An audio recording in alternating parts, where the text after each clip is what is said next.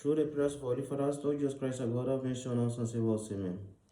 Today, May 9th of civil calendar, is April 26th of church calendar.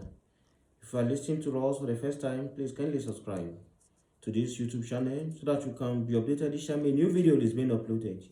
Here, we read on daily basis the lives of the saints, that is the early Christians, and those who have tread this path of life and has defended the faith and confessed Christ to death, that we can take an example from their way of life and by this win the eternal glory. Today we commemorate the hero martyr Basil, Bishop of Armenia, Licinius, the brother-in-law of the Emperor Constantine, whose sister he had married, dissembled himself before the great emperor, saying that he was a Christian. When he received authority over the whole of the East, he began at first secretly, but then publicly, to persecute the Christians and to uphold idolatry. His wife grieved greatly over this, but could not turn her husband back from this dishonor. Giving himself over to idolatry, Licinius gave himself over to all the passions, and especially to brutality towards women.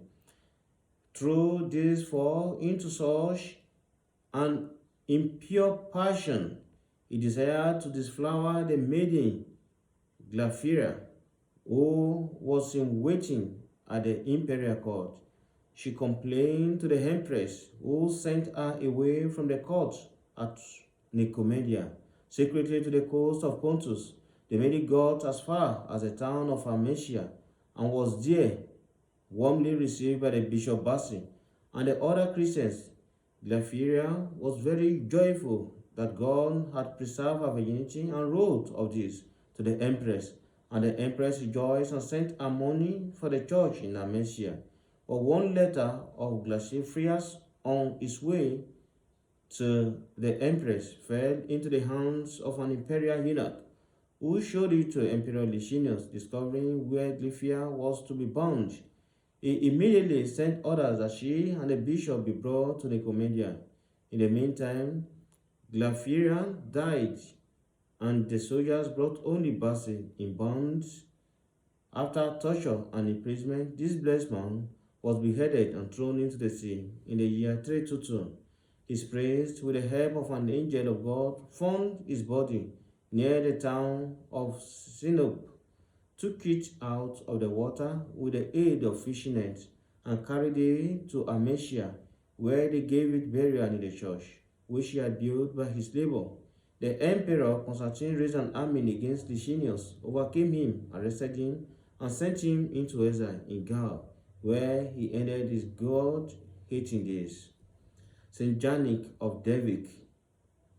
He was a Serb from Zeta. As a young man, overcome with love for Christ, he left his home and went off to the region of the Heber, to the mouth of the Black River, to a narrow cave in which, according to tradition, St. Peter of Gorizia had lived in asceticism before him. But when his fame began to spread among the people, he fled to Danica and hid himself in the thick forest of Devic. St. Janik spent years there in solitude, silence, and prayer according to tradition. The Serbian prince George Durad Brankovic brought his mad daughter to him, and the saint healed her in gratitude. Joy built a monastery in that place, known today by the name of Devic. Here kept Janik's holy and wonder-working relics. In this monastery, there lived a famous and godly nun, Euphemia, better known in the Kosovo region as Blessed Stojna. She entered into rest in the Lord in 1895. Saint Stephen of Pam.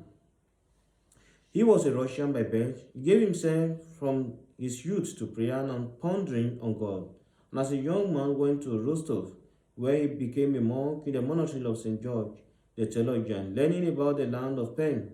All overgrown with the ways of paganism, Stephen considered his heart to be a missionary in that land.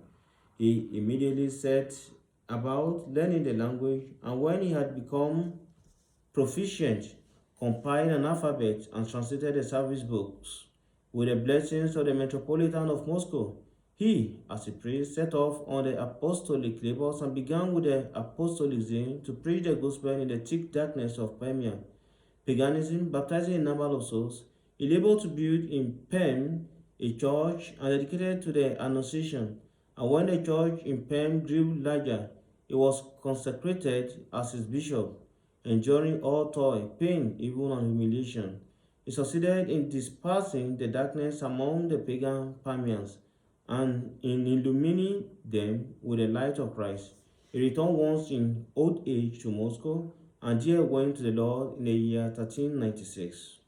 For consideration, the saints are alive and their God-given power is not diminished by time. Saint Devic of Devic performs miracles today as he did in his lifetime, 500 years ago. A man called Milos from Herzegovina was preparing to go to Jerusalem to venerate the saint. Just as he was ready to set off, Saint Janik appeared to him in a dream and told him not to go to Jerusalem. You do better, the saint explained, to go to Devic and clean up my church there and put it in order, than to go to Jerusalem. Milos obeyed and went to the neglected Devic, cleaned it up and put it in order, and gave it a new life. There he became a monk and remained to the end of his days. At the time of the First World War, the Austrian occupation, an officer, a Hungarian, came to Devic with a detachment of soldiers.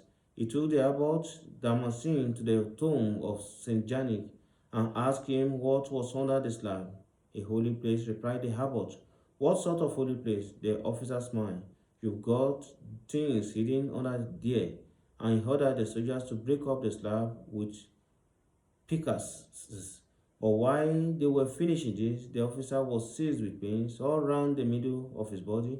He lay down on a bed and died. Before the evening of the same day, the terrified soldier left their work unfinished and fled from the monastery.